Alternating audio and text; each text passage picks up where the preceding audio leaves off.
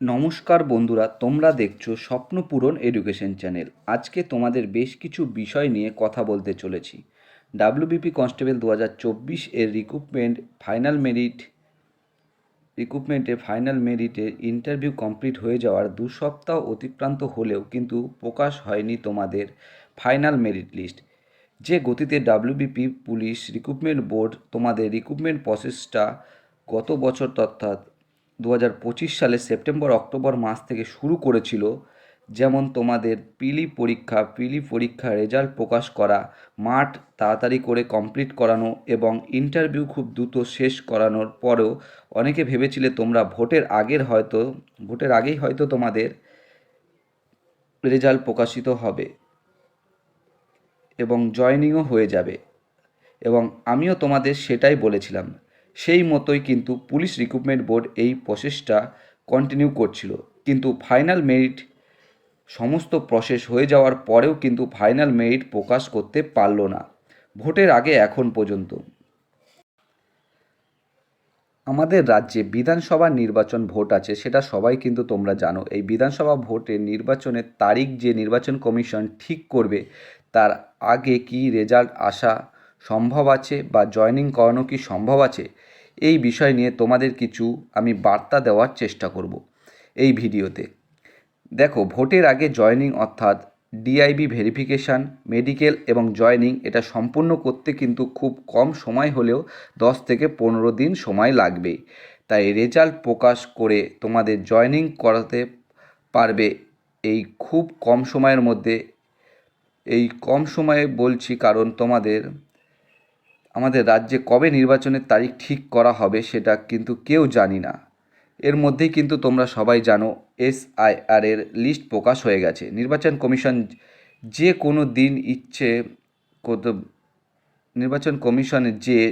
ইচ্ছে ভোটের তারিখ ঘোষণা করে দিতে পারে। তাই ভোটের আগে জয়েনিং হবে এই আশাটা আমি অন্তত তোমাদের দেব না, কারণ এই আশাটা অন্তত কম হওয়ার সম্ভাবনা আছে।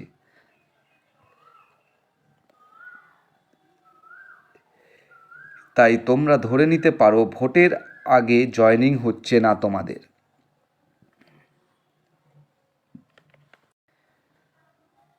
এখন প্রশ্ন তোমাদের, রেজাল্ট কি তাহলে প্রকাশ হতে পারে?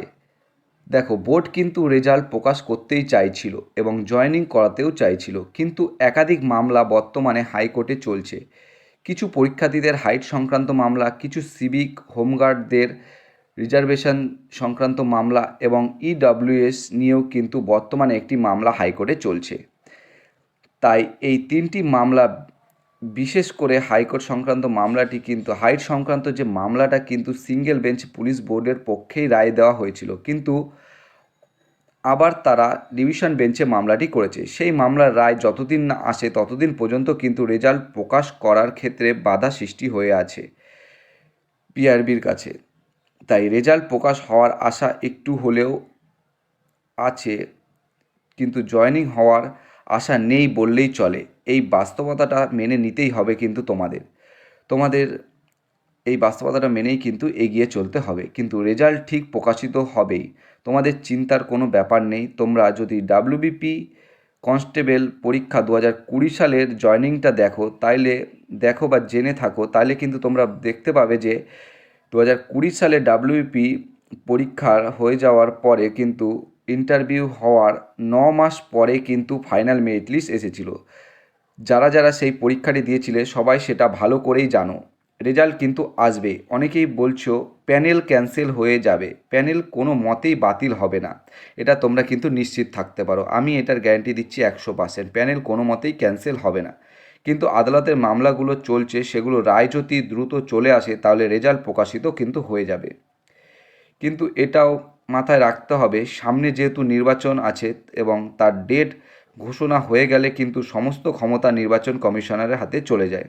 তাই সেই সময় রেজাল্ট প্রকাশিত হবে না। নির্বাচন যতদিন চলবে ততদিন পর্যন্ত সেই সময় কিন্তু কোনো রকম নিয়োগ করানো যায় না। এই বিষয়টা কিন্তু তোমরা অনেকেই জানো ভালো করে, কারণ সেই সময় নির্বাচনের সময় নির্বাচন কমিশনের হাতে কিন্তু পুরো দায়িত্বটা থাকে। সেই সময় কিন্তু কোনো নিয়োগ প্রক্রিয়া সম্পূর্ণ করা বা নিয়োগ প্রক্রিয়া করানো হয় না। তাই কেউ ভেঙে পড়বে না বা কোনো চিন্তার কারণ নেই। কেউ 2024 সাল, কারণ তোমরা 2024 সালে তোমরা এইটা কিন্তু এই যে কনস্টেবল পরীক্ষার কিন্তু ফর্ম ফিল আপ করেছিলে এবং 2026 সাল, এখন কিন্তু 2026 সাল চলছে, অর্থাৎ কিন্তু 2 বছর তোমরা তোমাদের কঠিন পরিশ্রমের মাধ্যমে তোমরা কিন্তু এই জায়গায় এসে পৌঁছেছো। তাই বলছি, আর হয়তো 2 থেকে 3 মাস তোমাদের অপেক্ষা করতে হতে পারে, কিন্তু রেজাল্ট খুব তাড়াতাড়ি আসতেও পারে। সেটা নির্ভর করছে আদালতের রায়ের ওপর। তাই আশাহত হবে না, নিজের মনকে শক্ত করো এবং সামনে যে পরীক্ষাগুলো তোমাদের আছে তার জন্য প্রিপারেশান নেওয়া শুরু করো। তোমরা কিন্তু পড়াশোনাগুলো করতে থাকো, কারণ এই বেকারত্বের জ্বালা কী যে জ্বালা সেটা বোঝার ক্ষমতা কিন্তু আছে, আমার কিন্তু এই বোঝার ক্ষমতা আছে। তাই এই বেকারত্বের জ্বালার অবসান ঘটানোর জন্য তোমাদের একটি চাকরি কী যে প্রয়োজন বা কী যে গুরুত্বপূর্ণ ভূমিকা রাখে সেটা কিন্তু আমি জানি। তাই বন্ধুরা বলবো, পড়াশোনা করতে থাকো, এর ফল তুমি ঠিক পাবেই। ভিডিওটা শেষে করার আগে একটাই কথা বলবো, নিজের খেয়াল রাখো এবং পরিবারেরও খেয়াল রাখো। তোমরা কিন্তু কেউ ভেঙে পড়বে না, রেজাল্ট কিন্তু প্রকাশিত হবেই। আর কয়েকটা দিন তোমরা অপেক্ষা করে যাও এবং তোমরা কিন্তু পড়াশোনাটা কেউ ডিলে করো না। তোমরা পড়াশোনা করতে থাকো এবং প্রিপারেশান নিতে থাকো। এই প্রিপারেশান নিতে থাকো, তোমরা আগামী দিনে যে কোনো পরীক্ষায় বসবে তার ফল কিন্তু তোমরা ঠিক পেয়ে যাবে। সবাই সুস্থ থেকো, ভালো থেকো। দেখা হবে আবার পরবর্তী একটি নতুন ভিডিওতে। এবং নতুন যদি কেউ হয়ে থাকো আমার চ্যানেলে, এই ভিডিওটা দেখে থাকো, তাহলে অবশ্যই লাইক, কমেন্ট, শেয়ার এবং সাবস্ক্রাইব করে দিও।